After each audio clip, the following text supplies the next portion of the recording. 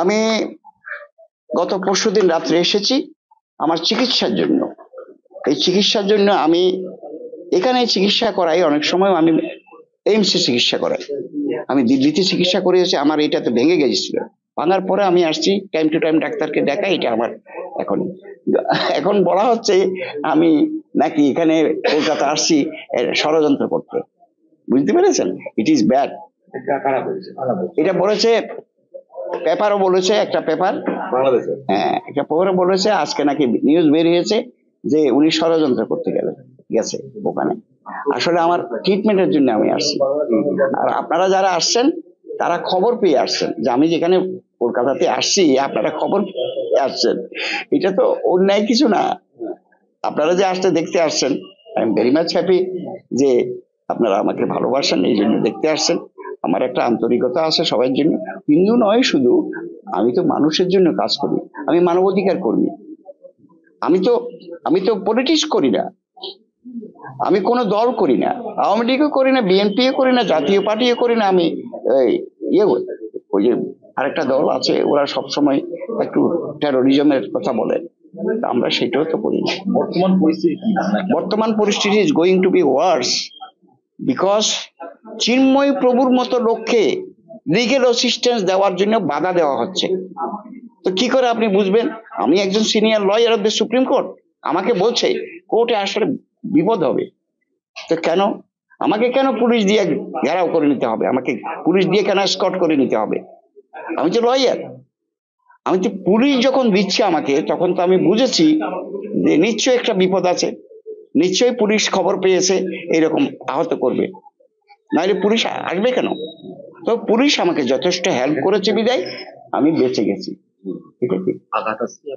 হ্যাঁ, পিছনে প্রথম একটা ধাক্কা দিয়েছিল, আমি তো বলেছি এটা একটা ফিজিক্যাল অ্যাসল্ট না। আমাকে জাস্ট টু থ্রেটেন মি, আমাকে থ্রেট করার জন্য বলেছে যে ওনাকে একটা কিছু দিলেই উনি ভয়ে পালিয়ে যাবে। কিন্তু আমি তো সেই লোক নয়, আমি পালিয়ে যাব কেন? I am a lawyer, I have gone there to protect Chinmoy Prabhu. আচ্ছা স্যার, বাংলাদেশ সরকার যেভাবে চিন্ময় প্রভুকে অ্যারেস্ট করে রেখেছে, এটা কি আইনি না অবৈধভাবে মনে করছে? এটা তো সবাই তো অবৈধ মনে করছে। গভর্নমেন্ট যদি মনে করেছে আমি বৈধ করেছি, তাকে যে একটা সেডিশন কেস দিয়েছে, সেডিশন কেসের অর্থ ওনারা বুঝেন? মানে কি, আপনি দেশদ্রোহিতা করেছেন। দেশদ্রোহিতার অভিযোগ কোন ধরনের? Is there any specific allegation? তাকে বলা হচ্ছে আমাদের জাতীয় যে ফ্ল্যাগ আছে, আপনি দেখেছেন তো বাংলাদেশের ফ্ল্যাগ, ওই ফ্ল্যাগের উপরে গৌরীয় ফ্ল্যাগ, তার ফ্ল্যাগ, মানে চিন্ময় প্রভু যে একটা ফ্ল্যাগ ব্যবহার করে ওটা গৌরীয় ফ্ল্যাগ, এটা এখানেও ব্যবহার করে। কিন্তু এই ফ্ল্যাগটা তো কোনো কিছুকে ডিস্ট্রয় করার জন্য নয়। হ্যাঁ, মানে এটা তো অ্যাবসলিউটলি, এটা আমার মনে হচ্ছে আর কি, জানি না। তবে দেশটাকে ডিস্টেবিলাইজ করার জন্য এই ধরনের প্রক্রিয়া করেছে।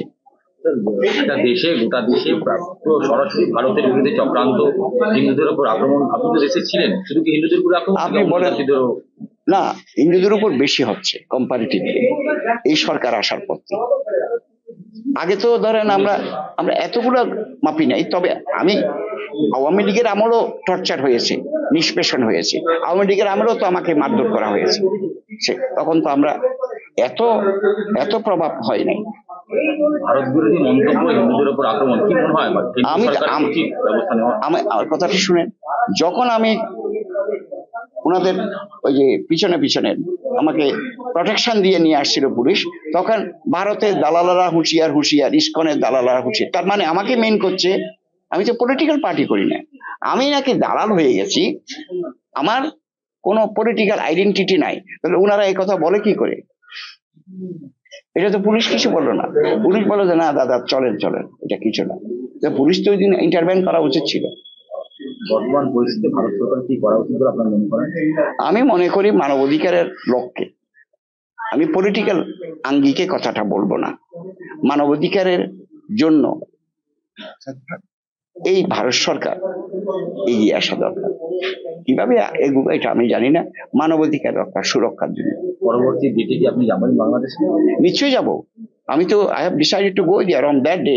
on 2nd of January 2025. সুবিচার পাবেন বলে আশা আছে? আমি আশাবাদী যে সুবিচার হয়তো পাবো।